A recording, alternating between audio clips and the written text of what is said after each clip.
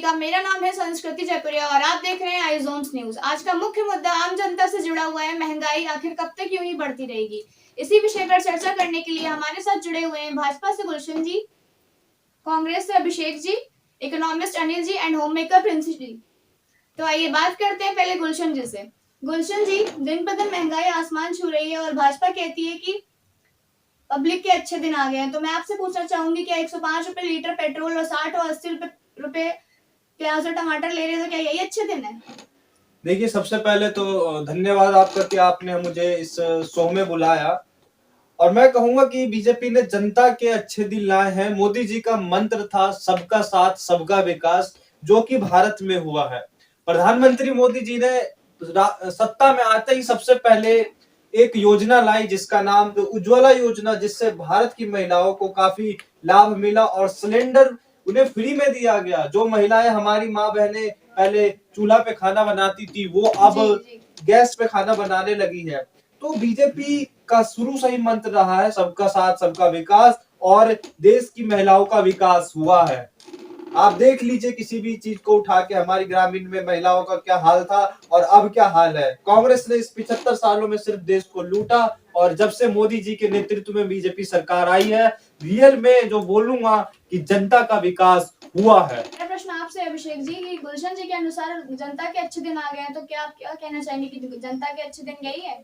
देखिए, मेरे अनुसार जनता को अपना जो मत उन्होंने दिया था बहुमूल्य, उसकी सजा मिल रही है। एक तरह से सरकार उन्हें इस बात की सजा दे रही है कि उन्होंने हमें चुना और हमें वोट दिया। जनता ने सरकार से कतई उम्मीद नहीं की थी कि उन्हें 70 पैसा या 75 पे मिलने वाला पेट्रोल 105 पर मिले। देखिए, जनता को इस बात से फर्क नहीं पड़ता है कि अगले साल 5 साल सरकार किसकी चलने वाली है। जनता को इस बात से फर्क पड़ता है कि अगले 5 साल उनका घर कैसे चलने वाला है। नहीं, संस्कृति, मैं इसमें ये टोकना चाहूंगा कि भारत में जो तेल की कीमतें बढ़ रही है, उससे अंतर्राष्ट्रीय मार्केट का असर होता है भारत पे। और बीजेपी शासित राज्यों ने तेल के ऊपर वैट घटाया है। इसका सबूत है मेरे पास। अगर आपके जो पैनलिस्ट है उनको समझ में नहीं आ रही तो वो अखबार पढ़े। बीजेपी शासित राज्यों ने वैट घटाया है पेट्रोल के ऊपर, और जिसके कारण भारत में पेट्रोल सस्ते हुए हैं। आखिर कांग्रेस क्यों नहीं वैट घटाती है? लेकिन जनता का बोझ तो कम नहीं हुआ है ना। जो 85, 70, 75 का पेट्रोल था, वो अब भी 95 पर ही आके रुका है। जनता का बोझ अब भी कम नहीं हुआ है।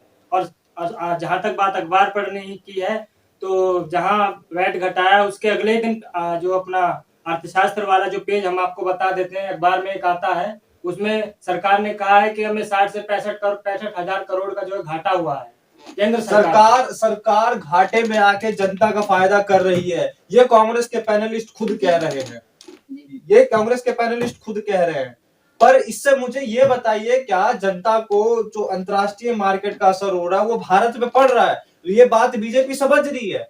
हम कोई ऐरी गैरी सरकार नहीं है। मोदी जी के नेतृत्व में 75 साल बाद भारत में विकास का कार्यक्रम आया है। बिल्कुल, हम आपके विकास को बिल्कुल समझ रहे हैं। जो 700, 500, 400 का सिलेंडर था, वो अब 900 में मिल रहा है। आप जिस उज्ज्वला योजना की बात कर रहे हैं, उसी के तहत 900 का सिलेंडर आज मिल रहा है।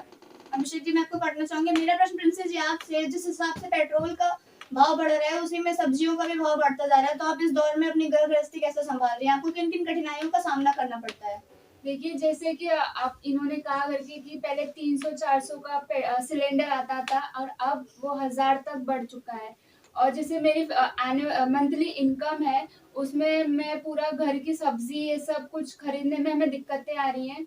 और जो हमारा जो पूरा एक डाइट है, वो हम पूरा नहीं और अच्छे से नहीं कर पा रहे हैं, क्योंकि फ्रूट्स ये सब तो बहुत दूर की बात है, वो तो हम खा ही नहीं पा रहे हैं। जी जी बिल्कुल प्रिंसेस जी। अनिल जी, मैं आपसे पूछना चाहूंगी कि अंतर्राष्ट्रीय बाजारों में कच्चे तेल के दाम बढ़ गए हैं और इसी वजह से पेट्रोल के दाम बढ़ रहे हैं, तो ये कितना सही और कितना गलत है? आप इसमें क्या कहना चाहेंगे? जी संस्कृति जी, सबसे पहले तो मैं आपका धन्यवाद करना चाहता हूं कि आपने मुझे इस शो में बुलाया। तो जैसा कि हमारे भाजपा के प्रवक्ता गुलशन जी ने कहा कि अंतर्राष्ट्रीय मार्केट में बाजार तेल के दाम बढ़ रहे हैं, इसलिए इसका फर्क पड़ रहा है। ये थोड़ी बहुत बात तो सही है, लेकिन अगर हम वही नेपाल में देख लें तो नेपाल में तो पेट्रोल के दाम बहुत कम है। तो क्या वहाँ नेपाल इंटरनेशनल मार्केट से अफेक्ट नहीं होता है? बताइए। और सरकार को अगर पेट्रोल के दाम की इतनी बात है तो सरकार इसे जीएसटी के दायरे में क्यों नहीं लाती है? अगर सरकार इसे जीएसटी के दायरे में ला देगी तो जनता को इससे राहत मिल सकती है। किस तरीके से भारत ने बीजेपी शासित राज्यों में काम हुआ है। और जनता को इस बात की सजा मिल रही है कि उन्होंने तो आपको वोट दिया है। आज जनता रो रही है, बहुत हो गया नहीं तो अत्याचार, अब क्यों नहीं चाहिए मोदी क्यों सरकार। क्यों कांग्रेस आखिर अपने राज्यों में बैठ कब नहीं करती? बीजेपी ने कर बिल्कुल दिखाया। किया है, ये बिल्कुल किया है, हमने किया है। अपने बताइए राज्यों में बैठकर। बताइए, पंजाब में आज 114 रुपए लीटर तेल मिल रहा है, पर उत्तर प्रदेश में नहीं मिल रहा है। लोग पंजाब से उत्तर प्रदेश में तेल भराने आते हैं। आखिर ऐसा कैसे होता है? सब्जियां, हमारी सरकार ने किसानों को एक अच्छा कानून दिया कि वो अपने बिल्कुल, रोजगार को इसीलिए उत्पन्न कर सके। आपके इन अच्छे कानूनों की वजह से ही पिछले 11 महीनों से बॉर्डर पर जो किसान बैठे हुए हैं। हम उन आपके मजदूरों इन अच्छे कानूनों की बदौलत है जो आज बॉर्डर पर किसान मर रहा है। हम किसानों से वार्ता कर रहे हैं। हमारे नरेंद्र सिंह आपकी वार्ता किसी काम में नहीं है। हमारे नरेंद्र सिंह तोमर उस जगह पे जा रहे हैं और वो किसानों से बातें कर रहे हैं। ऐसा बीजेपी ने किया है, तभी बीजेपी अपने बातों पे खड़ी उतरती है। और बीजेपी का मंत्र शुरुआत से ही रहा है, सबका साथ सबका विकास। नहीं, सबका साथ सबका विनाश। जी जी, मैं आपसे प्रश्न पूछना चाहूंगी अभिषेक जी। दिन प्रतिदिन महंगाई बढ़ती जा रही है, गरीबों को 2 वक्त की रोटी जुटाना मुश्किल होता जा रहा है, तो आप इस वक्त में क्या कहना चाहेंगे कि कैसे गरीब अपनी रोजी रोटी चलाए? जी देखिए, हम कहना चाहेंगे मोदी जी की जो है पुरानी आदत रही है कि वो जो भी घोषणा करते हैं रात को करते हैं। इसलिए ना कोई आदमी किसी तरह से तैयार रह पाता है। मतलब आदमी सुबह उठता है, उसे पता चलता है कि अरे ये हो गया, तो ऐसे कैसे कोई इंसान तैयार रह सकेगा? ऐसा ही लॉकडाउन लगाते वक्त किया, ऐसा ही नोटबंदी करते वक्त किया। मतलब मोदी जी कहना क्या चाहते हैं? मतलब जनता को शौक में रखना चाहते हैं क्या? गुलशन जी, मेरा प्रश्न आपसे है कि जिस तरह से महंगाई आसमान छू रही है, आपको क्या लगता है कि जनता का साथ, जनता का विकास कैसे होगा?